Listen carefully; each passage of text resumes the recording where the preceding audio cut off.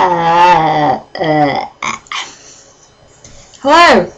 Once again, I still haven't slept. It is now 6:52. I haven't slept yet.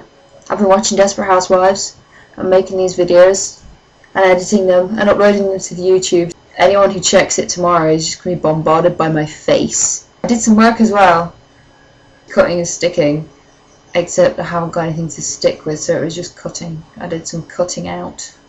That's what you do as an art student, you do cutting out. Anyway, onwards and upwards. Chapter 13, author's note. Raven, thanks for helping me again. I'm sorry I took a poster of Jared, but that guy is such a fucking sex bomb. Prep, stop flamignig. Stop flamignig. That's what it says. Vampire and I ran up the stairs looking for Dumbledore. We were so scared. Dumbledore! Dumbledore! We both yelled. Dumbledore came there. What is it that you want now, you despicable snobs? He asked angrily. Voldemort has Draco! We shouted at the same time. He laughed in an evil voice. No! Don't! We need to save Draco! We begged. No! He said meanly. I don't give a darn what Voldemort does to Draco. Not after how much he misbehaved in school, especially with you, Ebony, he said while he frowned, looking at me. Besides, I never liked him that much anyway. Then he walked away. Vampire started crying. My Draco, he moaned. Author's note. Don't you thick gay guys are lick so hot? She quite clearly doesn't, because she's already, wished AIDS on them. It's okay, I tried to tell him, but that didn't stop him. He started to cry tears of blood. Then he had a brainstorm. That sounds painful. I had an idea, he exclaimed. What? I asked him. You'll see, he said. He took out his wand and did a spell. Then, suddenly, we were in Voldemort's lair. We ran in with our wands out just as he heard a crooning voice say, Alakadabra! It was! I really don't need to keep doing this, do I? I think every time I do this, it gets less funny. It wasn't even that funny to begin with. But now I just can't be fucked. To be quite honest. Voldemort! I'm sure you saw that coming. Just in case you didn't, it was Voldemort. Chapter 14. Also note, fuck off preps, okay. Raven, thanks for helping again. I'm sorry I couldn't update, but I was derp-rest. She wasn't depressed, she was derp-rest. I had to go to the hospital cause I slipped my wrists. P.S. Not updating till you give me 10 god reveals. I love this bit. This is one of my favourite bits. In all 44 chapters, this is one of my absolute favourites. Warning. Some of this chapter is extremely scray. Viewer excretion is advised. We ran to where Voldemort was. It turned out that Voldemort wasn't there, so you didn't run to where Voldemort was. You ran to where you thought he was, maybe, where he should have been, but he wasn't, so. Instead, a fat guy who killed Cedric was. Draco was there crying tears of blood. Snaketail was torturing him. Vampire and I ran in front of Snaketail. Really bad urge to shout, kill the spare. Spare! Kill the spare! Rid my sight, you despicable preps, he shouted as we started shooting him with the gun. He shouted as we started shooting him with the gun. Then suddenly he looked at me and he fell down with a lovely-dovey look in his eyes. Ebony, I love you, will you have sex with me? He said. In this, he is 16 years old, so he's not a paedophile, okay? She never seemed to have any issues with paedophiles before. Why is it now a problem for someone to be a paedophile? Huh? I asked. Hey Nobby, I love you, will you have sex with me? Asked Snaketail. I started laughing crudely. What the fuck? You tortured my BF and then you expect me to fuck you? God, you are so fucked up, you fucking bastard, I said angrily. Then I stabbed him in the heart. Blood poured out of it like a fountain. No! He screamed. He started screaming and running around. Then he fell down and died. I burst into tears sadly. Snaketail, what art thou doing? Called Voldemort. Then he started coming! We could hear his high heels clacking to us. Why is Shakespearean Voldemort also a transvestite? I don't understand this. So we got on our broomsticks and we flew to Hogwarts. We went to my room. The vampire went away. There I started crying.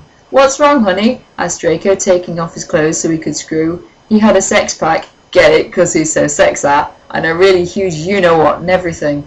No, I don't know what. Stop referring to it as a you-know-what because I don't know what. Last time I thought you were on about a gerbil. Now I conclude that you cannot be on about a gerbil, or you would have just said gerbil. So, you know, I'm forced to think that he has some kind of pet mongoose or something. Possibly an armadillo. He has a giant armadillo. Maybe he's a narwhal. Holy fuck, that has to be it. Draco Malfoy is a narwhal. When she says that he's huge, you know what, she means like the horn that narwhals have. That is it. That is just... It's so unfair, I yielded. Why can't I just be ugly or plain like all the other girls and preps here, except for Bloody Mary because she's not ugly or anything? Why would you want to be ugly? I don't like the preps anyway. They are such fucking sluts, answered Draco. 'Cause she isn't! Yeah, but everyone is in love with me. Like Snape and Lupin took a video of me naked. Hagrid says he's in love with me. Vampire likes me, and now even Snaketail is in love with me, she says like she didn't just kill him. I just want to be with you, okay, Draco? Why couldn't Satan have made me less beautiful? I have this problem. I can't help it. I shouted angrily. I think that's author's note. Author's note. Don't worry, Inobi isn't a snob or anything, but a lot of people have told her she's pretty.